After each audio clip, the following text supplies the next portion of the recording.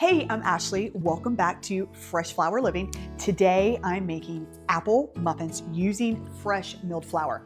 This recipe is from Bread Beckers. So I attended Sue Becker's class to learn how to make these, and let me tell you, they are so easy to make and they're so good. And not only that, they're really good for you too because of the vitamins and minerals in the fresh milled flour. I have all my ingredients laid out right here, and I just preheated the oven to 375. The first step in Sue Becker's basic recipe is to use 2 1/4 cup of freshly milled flour, which is about 1.5 cups of the grains.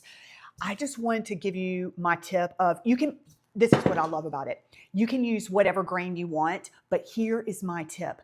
I like using the Ezekiel blend because it's got both the grains and the beans in it. So it gives you a complete protein. And that's not only great for people over 40, people over 50, because I mean, as we all hear, you got to get your protein in, and there is only so much chicken breast that I can eat, okay? So this is a great way to get that protein in. Also for your kids or your grandkids, it's, a great way to sneak in that protein as well, along with the fiber to make it good for them. Okay, enough of my soapbox. I'm gonna get cooking. We've got our flour in the bowl. Now we are adding a teaspoon of salt, soda, and baking powder. I'm now going to add 1 teaspoon of organic cinnamon. I love this because it's in a glass container. I get it from Walmart. It's amazing. And then I use just a 1/2 teaspoon of nutmeg. That smells so good. And what you're gonna do is you want to mix all of your dry ingredients really good together. And then we are going to next add our wet ingredients. So this is gonna be 1 cup of buttermilk. And if you don't have buttermilk, you can easily make that with milk and then put a tablespoon of apple cider vinegar or white vinegar in it and just let it sit for a minute. Hold on, I gotta put this in the sink. 1 egg is the next thing in there.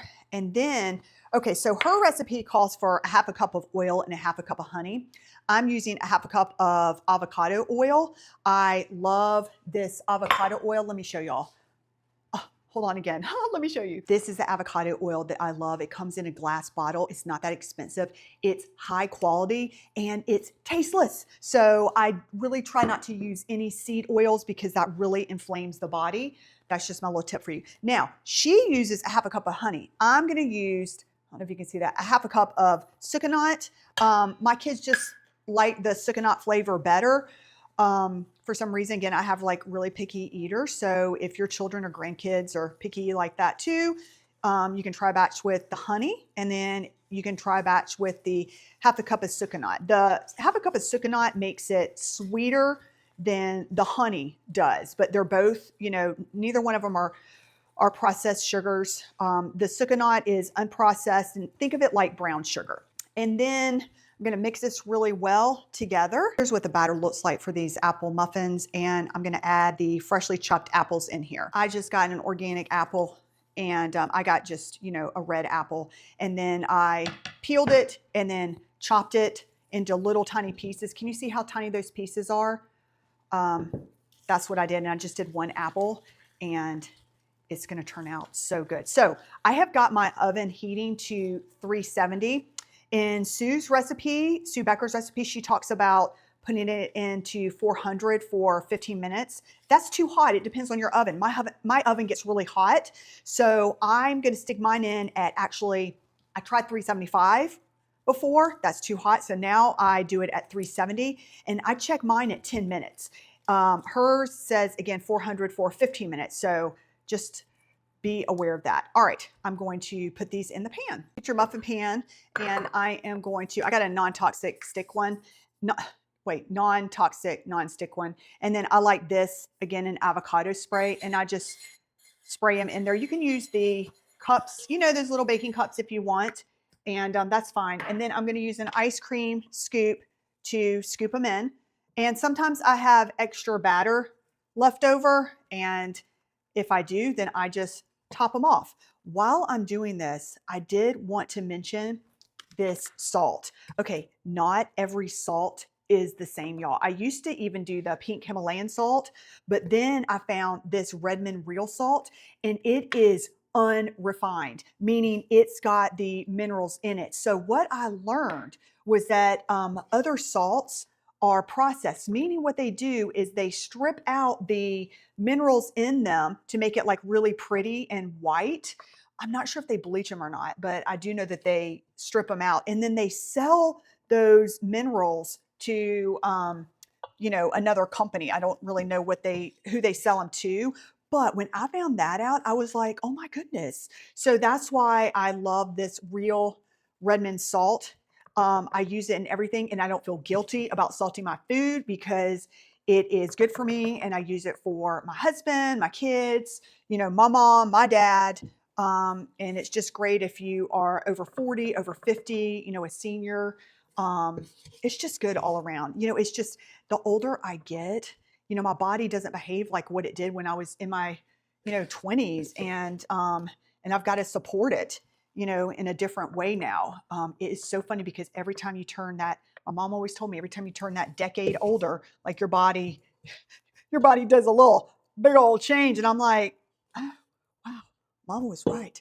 Okay, so I'm going to stick these in the oven, and we're going to see how this turns out. By the way, this is something that you can make for either a quick breakfast or a quick supper, dinner. I call it supper because I'm in the South, or a quick dinner. And you can substitute this, by the way, with anything you want. If you want to make this blueberries, you can do blueberries. If you want to make it bananas, do bananas. So that's what I love about it. It's a basic recipe and you can substitute anything that you want in there. Okay, I'll see you in a second. I forgot the maple syrup. My kids like these a little bit sweeter. So I usually put just like a little bit of maple syrup in them. And so I'm just doing it this way. This is not, normally I put it in the batter, but I forgot. And so this is what I was talking about with this channel not being perfect. You don't have to do this. If you want to leave out the maple syrup, these are sweet enough, but I just know my little Penelope, I'm trying to train her taste buds to not be so sweet, but that takes time. But at the same time, I need her to eat. So, oops, that's my timer. All right, I'm sticking them in the oven. I just pulled these out of the oven and look how gorgeous they are. I love the little apple pieces sticking out. I did want to mention you don't want to get them fully done. Like you see how they're like soft in the middle, so it looks like they're almost kind of not done. That's what you want because they're still going to cook outside the pan or outside the oven. And so I'm going to let these sit here for 3 minutes. And then I'm going to put them on my cooling pan to rest. Let's just take them out. I just use a knife to get them all out. They just slide right out. And they're still warm, of course. And you can eat them directly warm. You can put butter on them if you want, or just eat them as is. These also store nicely in the refrigerator for about 3-4 days, and then you could also freeze them. So what I like to do is make, a bunch of different batches and then put it in the freezer. And then I've got breakfast for my family and for myself for a whole month. Ooh, these look so pretty. Okay, let's cut into one. Here's what it looks like. All right, let's break this open. Look how moist that is. And then you can also see the chunks of apples in there. I'm so excited. My whole house smells like apple cinnamon. It's so good. I'm gonna go ahead and take a little muffin bite before supper's served. Okay. You're welcome.